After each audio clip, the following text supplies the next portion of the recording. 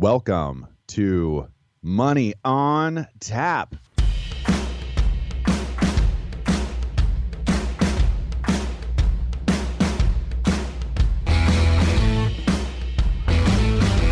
Money on Tap, your personal finance headquarters, where we bring out the professionals' experience and some fun in what we call three-dimensional investing, utilizing insurance, brokerage, and fee-based planning. That's what we do on this show. We look at all sides of the issues, and we bring a fully independent planning perspective to the table. Welcome back. You're listening to Money on Tap. You can reach us at 855-226-8551 or info@yourmoneyontap.com. Folks, it's so good to have you aboard with us today. We're getting close to the end of the year, and it's there's just a lot to do, right? We've got all sorts of things that are passing through our mailboxes, across our emails and our relationships, and we are going to have some fun here on Money on Tap with you, and so glad to have you aboard. My name's Seth Krussman. I'm joined here once again with Ben Brayshaw and Dan Mickelon. How you guys doing today? I'm doing good, Well, no, actually, I haven't finished shopping for Christmas. I got to be honest. I thought I was, but, I just realized I'm not. I'm very close, but glad to get into the holiday spirit and, enjoy some family and friends. It's going to be a good time. If I actually just don't buy for you guys, I'm done. Then be done. Then you're done. That's the best gift you guys could have given me. One less thing to do. That's valuable. That's good. I can give you that gift all year long, Ben. All year long. We have today a show, 10 financial New Year's resolutions for you. As you're wrapping up that shopping or the New Year's celebrating for yourself and looking ahead to 2023, it is going to be awesome to spend some time kind of going through the checklist of what you can do for this next year to prepare yourself. With that, what? What's the weather like over there? You guys getting some seasonal ice storms or snowstorms? Because I know that that's what we're preparing for over here. We're kind of getting our first wave of the winter weather. Yeah, we got a little bit of snow. It's not going to be a white Christmas, though. I think we get some rain coming. It's going to wash it out. But we got a little taste of snow. It's getting cold. Today's cold, but it's been pretty mild so far, though. Pretty nice. Yeah, it's nice. It's going to be 50 this weekend. Yeah, take that. Oh, no. That's not the weather that's been moving across from the west towards the east that's causing all sorts of havoc across the rest of the country. But so it sounds nice to be you. It might as well be like Hawaii, 50 degrees. Not quite. Not quite. It's not Hawaii. It's definitely not Hawaii. I'm excited about today's show, though. I think this is going to be a big piece. A lot of people are coming out of kind of a crazy financial spin between COVID and post-COVID, and there's a lot of people trying to regain their bearings and figure things out. There's been a $10 trillion push through our economy, so some people are kind of coming out of businesses that are surviving from that, or kind of like re-getting ground. And there's just a lot of stuff going on for business owners, whether you're running a plumbing company or you're running a restaurant or you're a law firm. It doesn't make a difference. Like, everyone's kind of coming out of that space. And at least that's the resonating conversation I have with a lot of different people. It's kind of like, yeah, we're trying to find kind of the new normal, like the new pace of life and rhythm.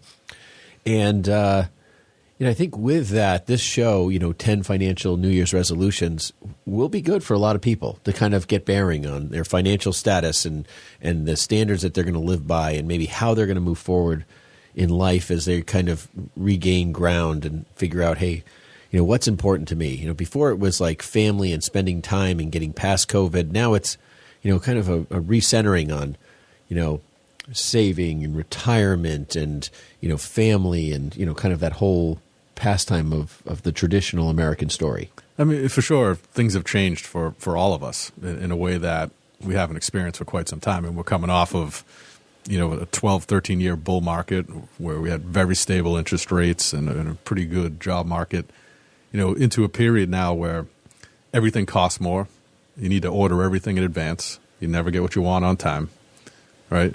And so all of these restraints around how we engage with our economy have changed. Things are different now, and it takes a different level of preparedness and awareness of your finances, and not to mention just market conditions in general. And that's the problem I've had with all your gifts. Yeah, well, they're in the mail. Yeah. Supply chain, Supply chain things issue. like that. Things Next like that. 12 months. So, I think it is a good point. New Year's resolutions come around for everybody, whether that's, a new gym membership or, this you're going to eliminate, that you're going to add. It's complicated enough in all of life, but, your financial concerns are, as important as the rest. And I think we got a couple, pretty simple tips here for you to help get you in the right frame of mind and get you prepared to prepare for the next year. Gosh, that reminds me, I should probably start to pay attention to what the scale's telling me before the holiday finishes up. That way I know how on target I am for my ideal weight. I'm not going to make that a resolution this year, you guys, and that's just one less thing on my plate. I don't know about you guys. What we have for you today, before we get going into 10 financial New Year's resolutions, which these are the resolutions that you want to do anyways. So we can't wait to get there with you. It is time for Money in the News.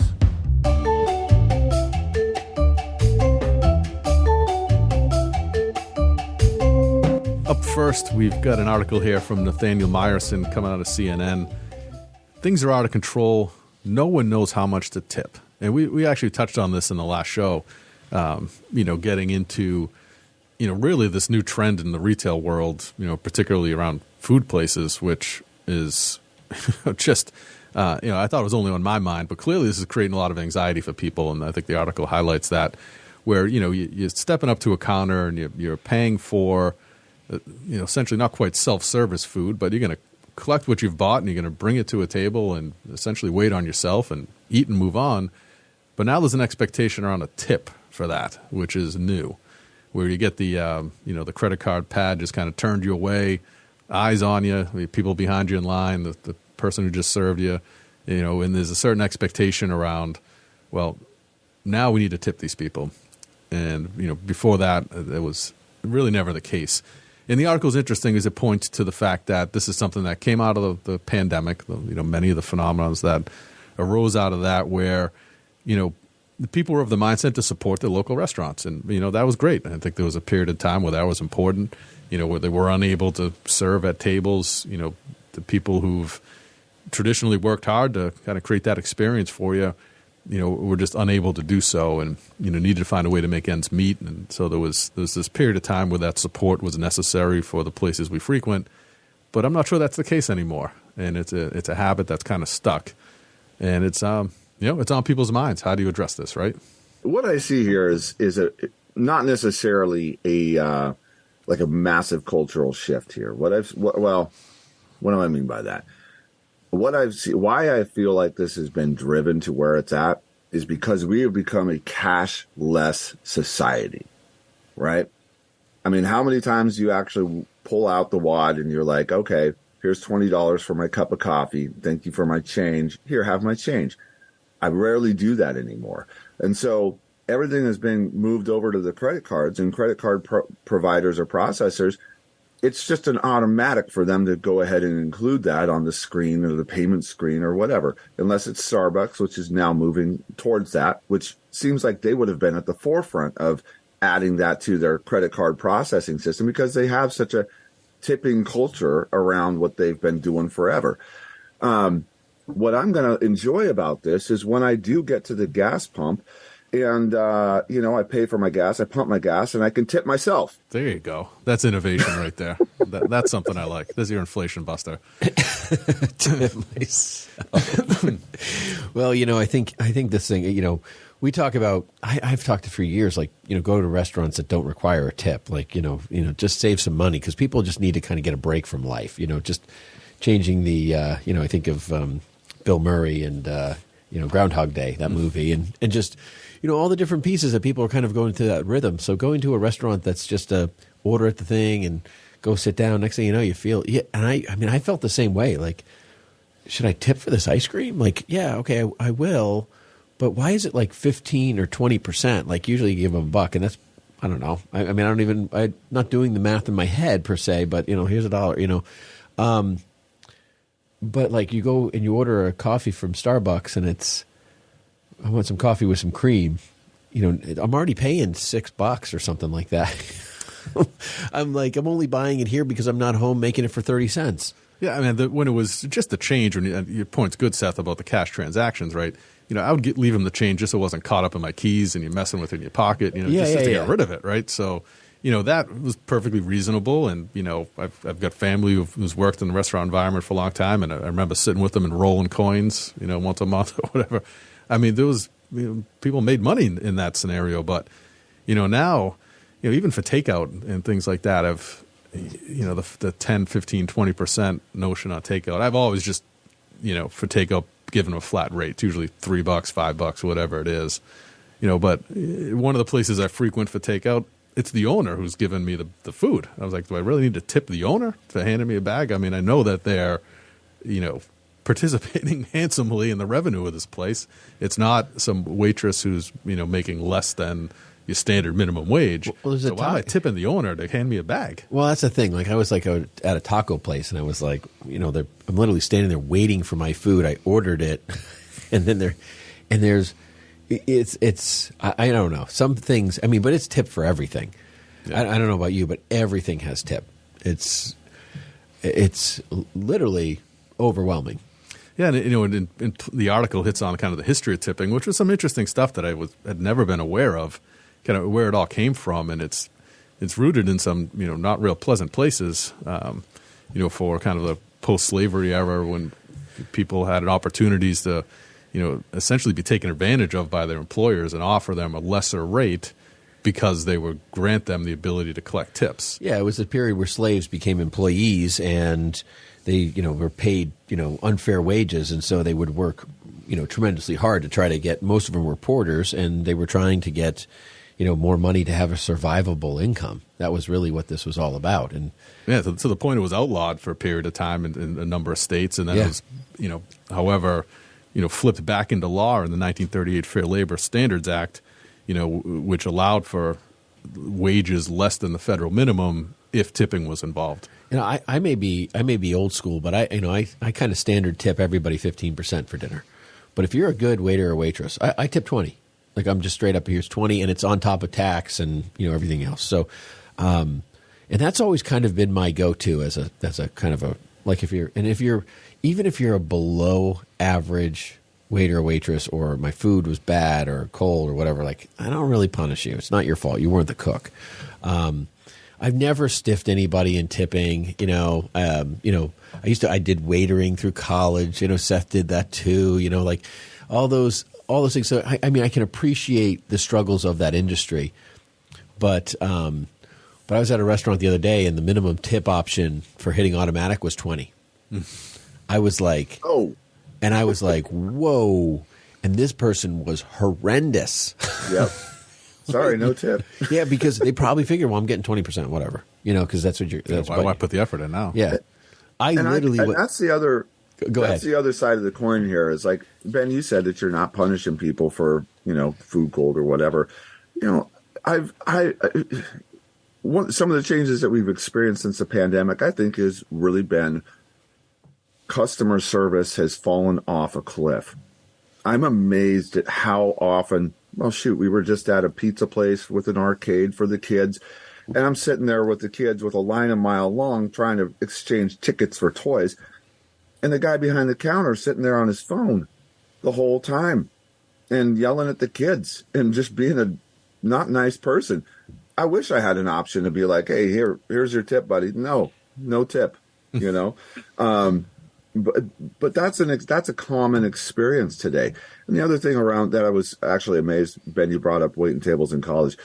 Waiting tables out in Oregon before being there. I remember getting that paycheck from wherever we were working at and seeing that, I felt like I had been discounted from the minimum wage down to like $2, which was what was happening. And I could not believe that. I didn't believe that was actually legal for them to do that, because that's just not done on the West Coast. It was very much an East Coast thing to have a server be paid $2 and change, and then the rest you make up with tips. Thank goodness, we were supposed to starve when we were in college. So that was our experience. That's funny. Well, folks, thank you so much to Alexandra Canal from Yahoo Finance. Disney will start process to spin off ESPN, ABC in 2023, says Wells Fargo. And that's their prediction, folks. We don't have it inked. It's not for sure. So please don't go out to the ticker and buy and sell based off that today, because this is a prediction, and this is something that's been talked about many, many times in the world of Disney and the conglomerate of Disney and ESPN and ABC. Is what will they do? Will they remain intact, or will they go ahead and spin off the ESPN ABC part of the business? I think this is a tremendously interesting article, and I think what people, for me, it's just, maybe it's my naivete of, the value of different types of organizations. But ESPN, ever since the massive legalization of gambling and the use of that, and DraftKings and all this other stuff, ESPN is worth a lot more money by far. And there's a lot of interested buyers for ESPN inside the space that makes it, just because of the world of sports gambling. And that's, one of the challenges here is, when you're Disney, marketing to children and the kind of the wholesome family experience, how do you fit that in under the umbrella? And that's, I think, part of the impetus here to consider the spinoff and just really separate entities. So you can let the sports focused with the potential access to gambling and all the kind of overlapping business interests that exist in that world, to operate separately without concerns around kind of the moral, ethical aspect of being a company that caters to children and families. Yeah, it's really, just to think, I just didn't put that financial perspective to the value of Disney. Of ESPN and with Disney. I just never, I understand the sports betting area. I'm like, how did I not even? I'm like, that's just the dumbest thing out there for me. And I'm just really interested because Disney's, and Bob Iger's like, listen, we want to provide family entertainment, and sports is part of that. So it's really interesting that everyone's predicting that they're going to spin this off, but yet Bob Iger, when he was taking over, was like, I don't really have a plan of selling ESPN. Yeah, well, the main challenge at Disney right now is how to make money in streaming, which they've suffered with and have been unable to do. All that used to get priced up based upon subscriptions, but now that's kind of worked its way through the market and what its value means to a streaming service. Now it's really about revenue. Can you be profitable in it? And thus far they haven't been. So they need to find some way to return on that. With Hulu, ESPN, and Disney Plus and all that stuff, it's just so complicated. How many sign-ins do you have to get to the content you're paying for one scenario? Right? That's annoying. The fact that nobody's actually addressed that, I don't necessarily understand. If you pay for a subscription, it's like, all right, well, I paid for Disney Plus. It should be one login, and you turn on and off the different subscriptions, just like you used to have with like cable. If you paid for HBO, you had that, but you didn't have Showtime, but the channel was there. And one of the values in ESPN is, sporting events a la carte, right? So you don't have to buy the channel and constantly stream it if there's really a handful of events per year that you're interested. So, they can actually position themselves essentially in the pay-per-view market now. Right. And now they can compete to carry the big fights in the UFC. But are you going to download the app, right? So you're not going to download the app just to, unless there's one specific event that you're going to want to do, unless you're paying for it already. Right. So if it's one login and they're advertising the event, I think we should be working for Disney. I think we should call Bob and listen, we can solve 5 of your problems right now. I'm interested in that. You actually touched on some memories I didn't even realize I'd suppressed. The whole snafu of getting logged into ESPN and then Hulu and then Disney, and then am I getting credits from Verizon for what I'm supposed to on my current plan, and how does that work out? Right. Gosh, is that the most double complicated? billing? I know, double billing. This stuff is... Yeah. I lose sleep over double billing on $4.99. The hours it's going to take to actually get a representative on there for you. Well, okay. So Jason Bazinet from Citi did happen to say that, or tell Yahoo Finance Live that we're very much against spinning off ESPN. He feels it's the dumbest thing ever. So there's the other side of the coin for you folks. That's going to do it for Money in the News. When we come back, we're going to bring to you 10 financial New Year's resolutions. You can reach us at 855-226-8551 or info@yourmoneyontap.com. Don't go anywhere. We'll be right back.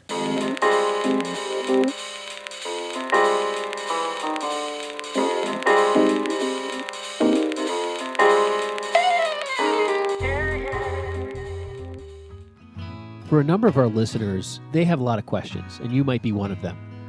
Today, we're just offering what we call Zoominars, webinars over Zoom meeting rooms where we have top experts, Social Security, estate planning, and financial planning experts for you to speak with, do a private consultation that way today. We're also having webinar-based Zoominars where we're going to have multiple groups where you can be part of that and enjoy that as well. Give us a call at 855-226-8551 or email us at info@yourmoneyontap.com to schedule your Zoominar. We appreciate you listening to Money on Tap with Ben, Seth, and Dan. You can contact us at 855-226-8551 or email us at info@yourmoneyontap.com. And now, more of this week's program.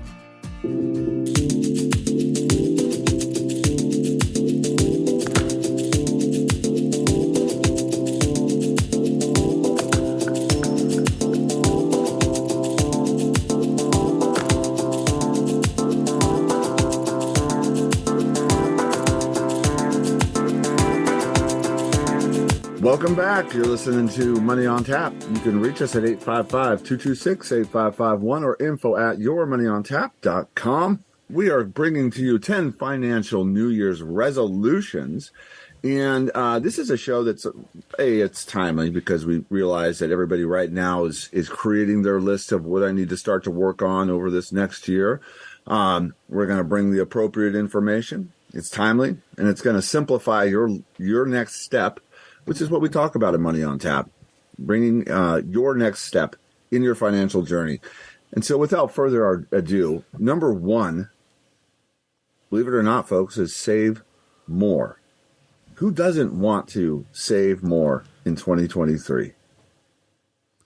Yeah, I think this is really like whether it's $1 or $100 or $1,000 or $10,000 or whatever it is that you want to save more of. I think, setting any sort of goal is important. And I think all New Year's resolution goals, people sometimes make astronomical goals and they can never meet them. Make small goals. Get big, get wins, feel success, feel all of that. Make goals that you can achieve. So make your subset goal, and then if you can do more, great. Say, like, if you want to say, hey, I want to save $50 a month. All right, well, put it at $50 a month for the first month. And if you get 2 or 3 months down the road, move it up to 60. Move it up, get yourself to the point where you can keep pushing yourself. And if it gets to the point where it's too much, then you dial it back, but you're still above your goal. Yeah, I mean, the whole notion of having these goals and being resolved to do it, right, resolution, is the notion that you can stay flexible with it. Be committed to the practice and adjust over time, right? Be committed to the practice. I like that. That's right. I'm going to steal that quote. What I think is good to do with these savings is to consider opening up some type of an after-tax investment account, right? So don't just set the money aside. Set it aside in a way that could work for you and allow you to grow upon that. And the biggest issue that we're all facing right now financially in terms of managing a budget and making ends meet is this notion of inflation.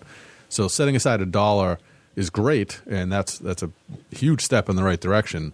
But setting aside that $1 in a way that can actually earn something for you is the better next step. That's the next realization you got to bring yourself to. And that doesn't mean you have to get invested in the stock market or do anything that's, in any kind of way considered high risk. I mean, we have the ability here to open up a brokerage account and offer a CD that's paying, a 6-month CD, 4.5% right now, which is a phenomenal rate.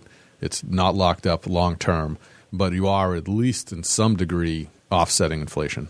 Dan, you bring up a really great point there as far as the options that we have right now in that kind of that fixed rate world and how to save and how you can save more effectively. One of the things that's really amazing inside of those brokerage accounts is that we have the ability, or there's the ability to FDIC insure up to $5 million in that brokerage account. The way it's broken up and the way that it works out with basically having that insured through multiple sources, it's something that you're not going to find at the bank around the corner, and that's a cool thing too. That's a good point, Seth. And that's $5 million for husband and wife accounts, so joint, or $2.5 million for an individual, which is 10 times the amount at the bank.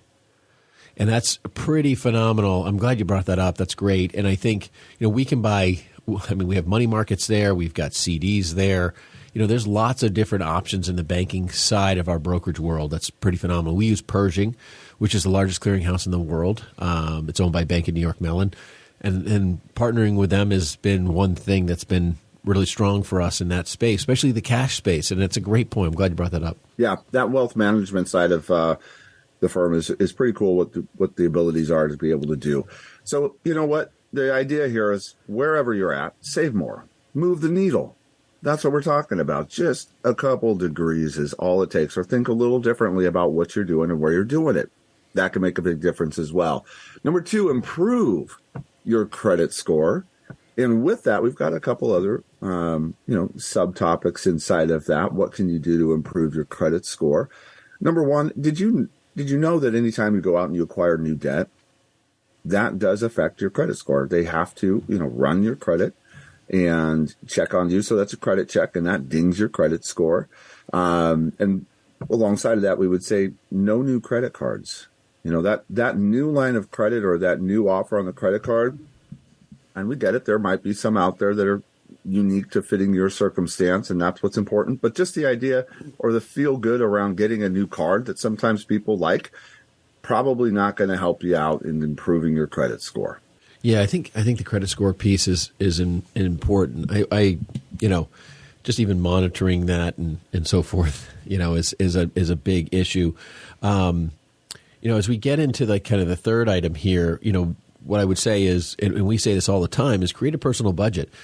And, that's become significantly easier over the last number of years. I think, creating a budget and having that, and even monitoring how you keep yourself in the budget, can be done with things as simple and as easy as apps that you can connect your credit cards to and your banking information to. I think Mint.com is owned by QuickBooks. I've used that app myself. I don't use it currently, but I had tried it out and so forth. I didn't implement a lot of it. But it was really interesting because I was really trying to figure out where we were spending money, because I felt like we were overspending in certain areas. And my wife and I had a conversation about it. She's like, yeah, where do you think we're doing it? And honestly, we found out it was, coffee and dining out and so forth. We felt like that was, when we actually looked at it, we didn't really feel like we were overspending when we were doing it. But when we looked at the actual total number at the end of the year, we were like, wow, that's way more money than we want to put out in that space. Yeah, some of the banking apps you already use probably have some extension of that. I know I bank with Bank of America, and so the app I have on my phone just for balances and just general banking access, it does have a feature where it'll track your spending. Now, it's not, because I'm not manually recategorizing anything. It's kind of doing a little bit of guesswork, but it can break down kind of your larger categories and make some things blatantly obvious. For us, it's not so much eating out, but just money spent at the grocery store. I know. I was just thinking that. Grocery store. Incredible, When I think of a budget mentally and say, well, what percentage of my income would I want to allocate to groceries? It is not that number. That's two different things right there. We had people come into our house and, Christmas and everything, and my wife said she went to the grocery store and some lady passed her and said, I'm glad I'm not paying your bill right now. I think it was overloaded. We got friends and family, and it's just... When you're dragging that second cart, you probably want to step too far. When someone tells you they're bringing a salad for Christmas, you're like, yeah, thanks a lot.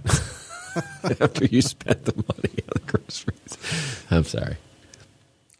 Seth. Well, I'm not bringing prime rib, that's for sure,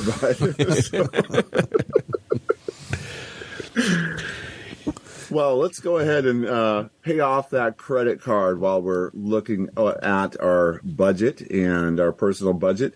And if we can, let's pay that off on time or entirely. And,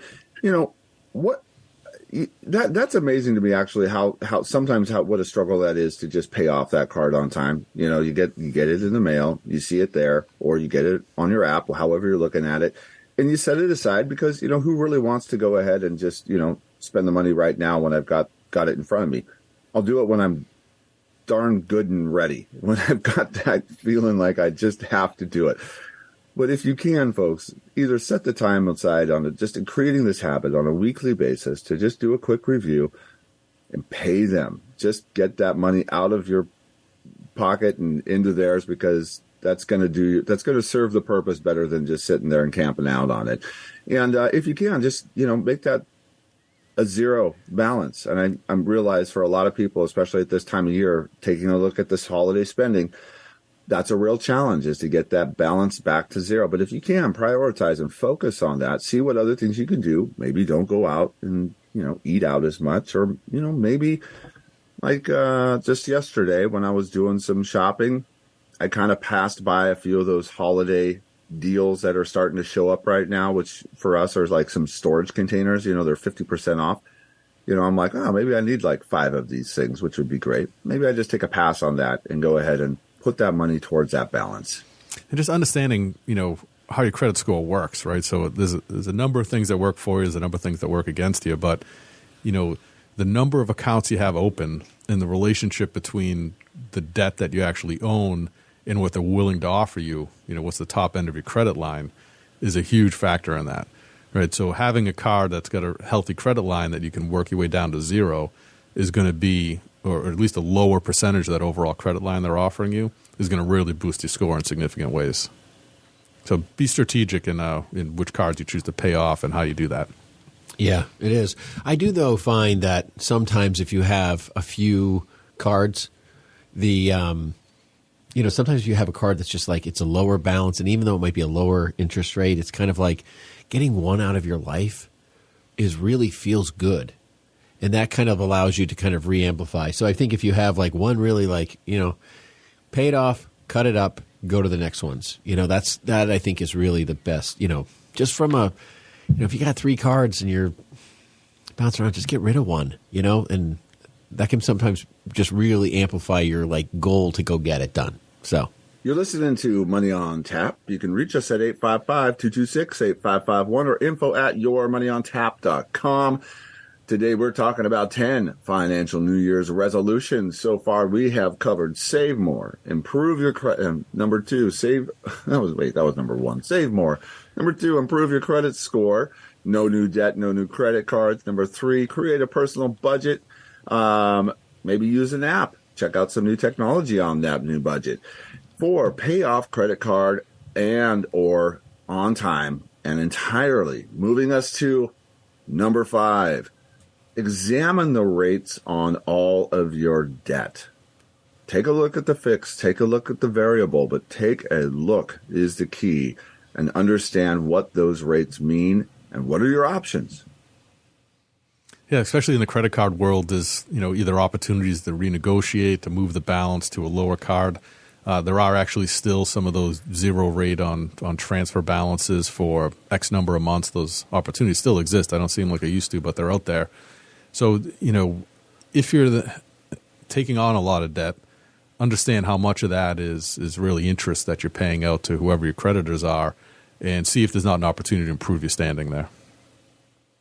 Yeah, I think and you got to be careful on those credit card transfers. I mean, there's one we had seen that looked pretty interesting, but in the conversation of doing some research, but not prepared to offer companies to go look at. But careful, because some companies will offer you 0% for 12 or 24 months, and then all of a sudden, but it's 3% on the fee to transfer it over. So and it will spike after that period. And it will spike. It will spike into the mid-high 20s. So be careful. There's nobody really out there that we're prepared to offer on. But that was interesting. Number 6 we have is credit monitoring and ID theft protection. This is something that's just becoming significantly more obligatory and burdensome for people. We've looked at a lot of different programs. There's a number of them out there. We actually have plans on doing a show on that with one of our hosts that guest we had a while back. She is involved in kind of that oversight. I think we should probably look at doing a show on that, particularly because I get a lot of calls on that. I actually had a call the other day about who do we recommend or use. And when we don't have anybody, but I do know that you can check with your P&C agent, your auto and home agent. Some insurance policies do have some protection in that space, so I would check that. The second thing is there's obviously a number of providers out there on the internet. How good or bad or indifferent to the kind of protection and coverage you need versus the cost is something that you probably want to personally evaluate, but still something to really take heed and have. Yeah, I know my wife fell into one of these traps this weekend. She was selling something on Facebook Marketplace, and someone contacted her back to say, hey, essentially there's a lot of scams out there. I'm going to send you this verification code, send it back to me and we can further the conversation, which she did. A quick Google search after that, after she told me about it, found that's a trap to hijack your phone number, and then who knows where you can go from there. So anyway, these threats are plentiful. They evolve. They're constantly out there. You have to be very mindful of who you interact with on the internet and protect your accounts. Be aware, monitor those things because people can get attached to your bank accounts quicker than you think. Yeah, it's pretty bad. Yeah, they've also got a lot of technology out there, the RFID scanning technology, where if they get within proximity, they can just grab the information off of your phone and off of your card. So, having a wallet that protects you from that, or a bag that protects you from that, it was something I was reminded of the other week. My wallet's on shamefully like 10 or 15 years old. I don't even know the last time I changed out my wallet. But guess what? One of my kids is getting me for Christmas, guys. Nice. You shouldn't know that, Seth. That's a bad dad. Number 7. Now, this is obviously probably in our wheelhouse here, but having a financial planner, if you don't have one, get one. If you're not sure, give us a call. Happy to help. 855-226-8551 or email us info@yourmoneyontap.com. We know a lot of people throughout the country. So if you're listening to us in Colorado or Ohio or somewhere in the Midwest, we're bound to know somebody that could be of help if you want somebody personally in your back door kind of location to get support. If you're in New England out west, we have 12 offices in 8 states. We've got people regionally that can probably help service you and meet your needs. But separate from a financial planner, we've talked about financial coaches. We also think financial coaches are, a really good way to start if you're not financially prepared potentially for a financial planner. If you feel like that's going too far, most financial planners will meet with you in regard to just kind of helping you through the initial phases of that. But if you really need coaching, that's a different conversation. But you're bound to get some pretty reasonable gifting of that type of advice from a financial planner as well. Yeah, I think that the difference is, financial coaches can help you focus in on credit and debt, which is, a big part of the New Year's resolution of your finances here. But once you've kind of stabilized that and got a clear picture on, where your money's going on a monthly basis, part of that budget exercise as well, if you can find excess there, then that's when the financial planner comes into play. Or if you're contributing to a retirement account through an employer, you need financial advice on that. So there's kind of a point of demarcation there between the coach and the planner. But when you find yourself in a position where you need to get invested or want advice around that, as Ben said, we got many avenues to help with that. Seth, when you sit down with somebody, if they don't have enough money, what do you do? Well, first of all, I like to bring up goals. Those are some of the things that are very important when we're talking about building out a plan. And, if they're not at a place where they're ready to go ahead and start to work with me, I want to make sure that we're getting them prepared to get there. And that can be simple. Doing a lot of what we're talking about right here today, folks, is what we would probably wind up talking about. Let's take a look at where your debt's at. Let's see what we can do to start getting some momentum on paying off that first credit card. And it's, momentum is such a huge part of this. Mindset is such a huge part of this. And if we can start to get those goals out in front of you and start to set something up for this month and for the next 6 months, guess what? we're going to get there in a very short period of time. A lot sooner than if you didn't show up and you didn't go through the steps of just getting in touch with us first of all. Yeah. I was going to say, I think that's exactly where I'm at. Like when people come in, I'm just happy that people are willing to take that step, because I'll be here when you're leaving one job and going to another and you're like, hey, I really want to get more advice and oversight on my 401k. Well, we can bring that in for you, and we can help manage that for you and take care of that. Those are kind of the stages of that as we kind of help you build that financial foundation. It's a lifetime relationship. It's really carrying you from point A to point B. So most financial planners are not going to be, a straight objection to sitting down with you and having a conversation to see how that relationship might be able to pan out and work in a financially favorable way for you, and that you might be able to become a client. It's the whole reason. I mean, I've had a number of people come to me and say, oh, hey, this is my second or third call over the last few years. I kept getting turned away because I didn't have whatever the minimum was to meet some financial planner's accounts, And I always just, kind of scoff at that, just like you did, Ben. Like,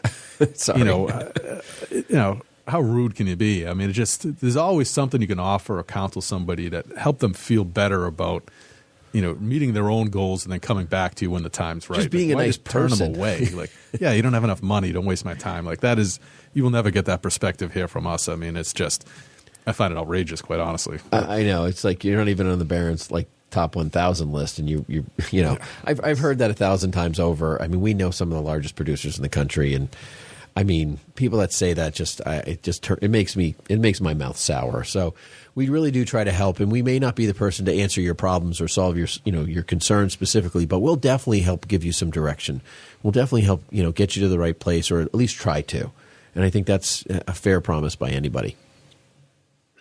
Folks, you are listening to Money on Tap, 10 financial New Year's resolutions, and it is time to give you this information. You can reach us at 855-226-8551 or info@yourmoneyontap.com.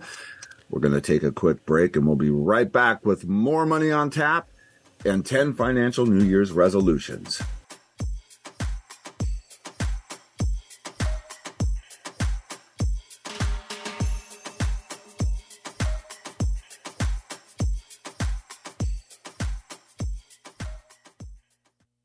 Hey folks, Seth Krussman, Brayshaw Financial Group is our company, and we bring to you Money on Tap. I say we, that's Ben and I.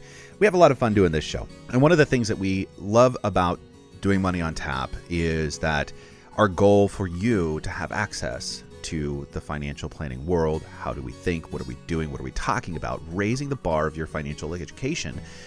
It's so critical. And that's what we're doing here. The other side of this is as well, we're financial planners.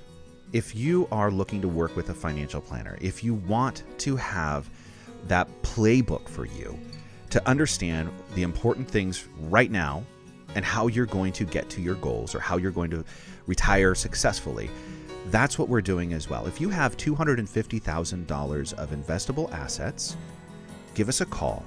It's free to you, and it is worth your time to pick up that phone and give us a call and discover what complete wealth management looks like. Ben and I are excited about the opportunity to partner with you and give you that financial plan that's going to make the next step so much better understood and get you where you need to go. You can reach us at 855-226-8551 or email us at info@yourmoneyontap.com. And now, more Money on Tap with Ben, Seth, and Dan.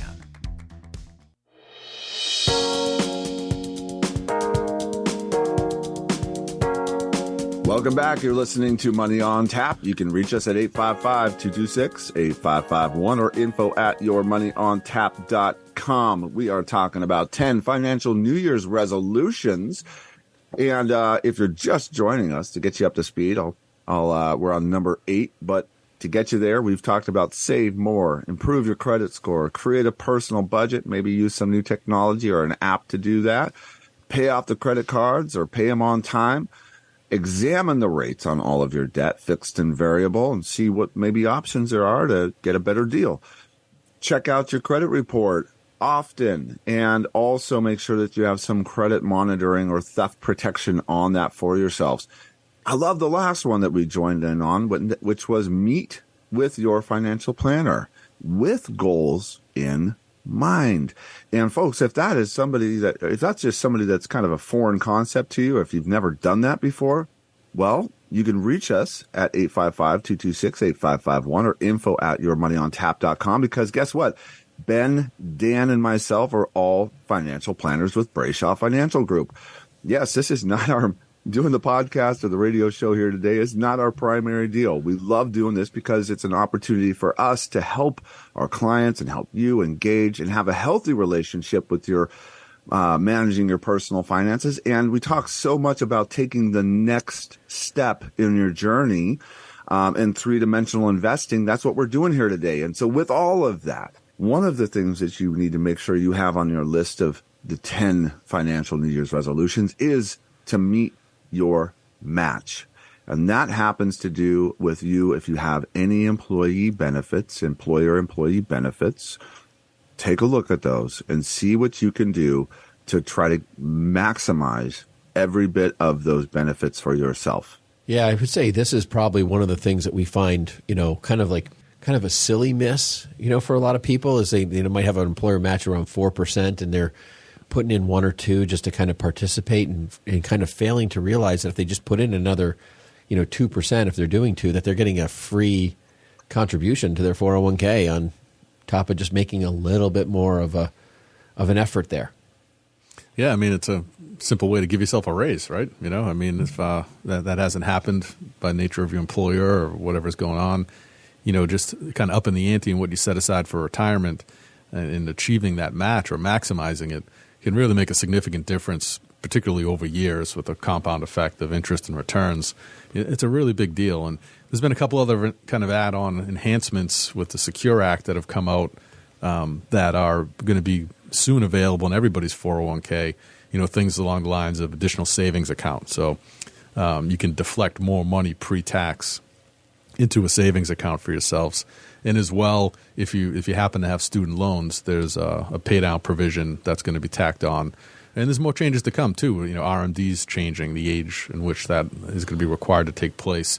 So all this news around 401k and employer provided retirement plans is going to be coming out here shortly, and there's some significant changes. So number one, it's another reason to engage your financial planner. We're aware of these things and we can help you with that, even if that's not money we directly manage.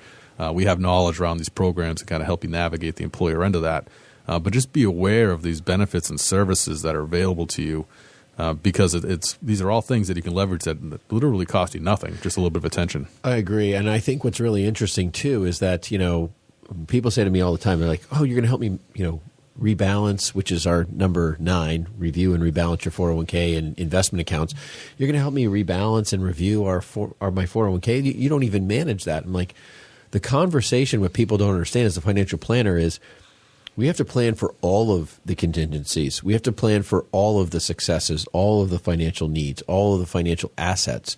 So if you're going to have a successful financial outcome, we obviously want the 401k to be something which is going to be probably one of your larger retirement plans.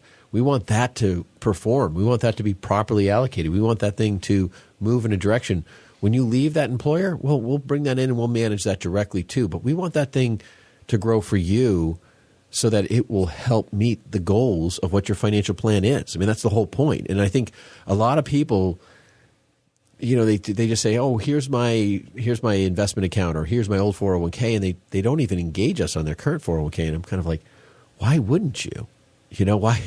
We want that information. Yeah, I mean, however your plan gets serviced, a lot of people have an 800 number with some kind of a phone farm of representatives who will take your call and offer you advice. Graduated from college a few weeks ago and, is answering the phone and knows nothing about investments and is handing you a script that they were told to tell you. Yeah, I mean, they can dial a pie chart for you and say, oh, this is based upon your age, this is what you need. But the fact of the matter is they have no idea about the rest of your investments, and they don't know if you are going to become grossly overweight in a particular style of fund or ETF. And just because the pie chart in your age says do this. Well, that's not the whole picture. And it's all based on a historical demographic that is not the demographic we're moving forward in. So, basically all the history of how people have made money in the stock market is based off the baby boomers' history of the last 40, 50 years. And now they're all retiring. And as they're retiring, guess what? Now the demographic's different, and you have this massive group of people that are now fully in retirement or getting in retirement that's changing how they invest. So guess what? Supply and demand. Yeah, you guys, that is an awesome lead in for number 10 for us, which is the beneficiary review. As you're taking a look at those accounts, you want to double check your beneficiaries. Maybe you've had some changes in your family, whatever they are. Take a look and just, first of all, we can't even tell you how many people we talk about the beneficiary review with, and we see that they don't even have beneficiaries in there, which that's not the way to do it. That means that an asset that you have spent probably a lifetime of building, if something happens to you, will pass to the estate, which somebody else decides what happens to that. And that is just counterproductive in the whole process here. You want to be able to bypass that process, and that's what having a beneficiary in there does, is it streamlines that process to make sure that you have decided who you've decided to have that money gets the money without having to pass through the courts. I love the fact that we, when we tell people you need to do a beneficiary review, it's kind of like, yeah, I need to talk about my beneficiaries, because it's easier to have that conversation than to say, we should talk about estate planning. It's one of those things, it's like, let's review your beneficiaries. Oh, well, the best way to solve this beneficiary is this is going to go through probate. So we should probably put a will and maybe a trust together to avoid probate, to get that, revocable trust in place. And people start getting really concerned about those conversations. So when we talk about estate planning, people put up whoa, that's a big project. So we want to take the whoa out of a big project and say, we have an attorney we have a relationship with. We have relationships with a lot of attorneys. We'll work with your attorney. We have people that can literally draft the documents for you and get that stuff all prepped, totally separate from us, and get you things simplified. It's actually I can't tell you how many people have come in after the fact and said, that was the easiest, so much easier than I ever thought it was going to be. We have this thing practically ready to stamp for you if you want to just get your power of attorney, your healthcare directives. No one wants a Terry Schiavo case. This is an easy thing to remedy. Yeah, it's important, and it really, it seems burdensome on the way in, but people leave feeling significantly better having done it. It really, you don't maybe underestimate, how much weight it puts on you to not have that plan be intact. And some people don't even understand the probate process and saying, well, if something were to happen right now, what kind of a mess am I truly leaving? You have assets, people are going to benefit, but how long is it going to take? Is it going to be the way you intended it to be? And then there's always the classic New Englanders like, well, it's not my problem anymore. I'm gone. Well, you might be leaving dependent children or people who need a scenario, or you just don't want to leave a problem where I know estates that people did not listen to us that are go 4, 5, 6, 8 years before they're resolved. Long periods of time.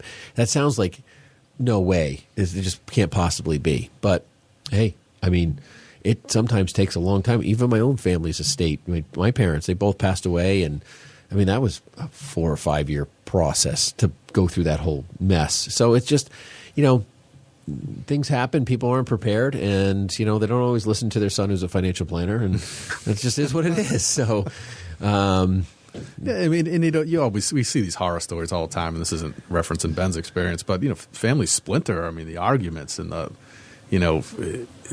last thing I would want to see is my children arguing over my bones. Oh, everyone is bickering about an estate unless you line it out. No. It's bad. So, but do the job. If you're just going to do the beneficiary review, that's definitely a great first step, and then we can help coach you through the rest of it and make that pretty simple. Folks, you have gotten 10 of our New Year's resolutions, the financial New Year's resolutions here at Money on Tap. If you have any questions or if you have any needs, reach out to us at 855-226-8551 or info@yourmoneyontap.com. We love spending time with you here on a weekly basis. And we look forward to partnering with you in your financial journey. Folks, be successful in your investing. Can't wait to join you here again. You're listening to Money on Tap. The views expressed are not necessarily the opinion of this radio station and should not be construed directly or indirectly as an offer to buy or sell any securities mentioned herein. Investing is subject to risks, including loss of principal invested. No strategy, product, material, or tool mentioned can assure a profit nor protect against loss. Please note that individual situations can vary. Therefore, the information, products, materials, or tools mentioned should be relied upon when coordinated with individual professional advice. Past performance is not a guarantee of future results. This show may be subsidized in whole or in part by a product sponsor or issuer. Securities and advisory services offered through SagePoint Financial Incorporated, member FINRA SIPC, and a registered investment advisor. All other services offered through Brayshaw Financial Group LLC are independent of SagePoint Financial. SagePoint Financial and Brayshaw Financial Group do not provide tax or legal advice. Main office is located at 116 South River Road, Bedford, New Hampshire, 03110, and can be reached at toll-free 855-226-8551.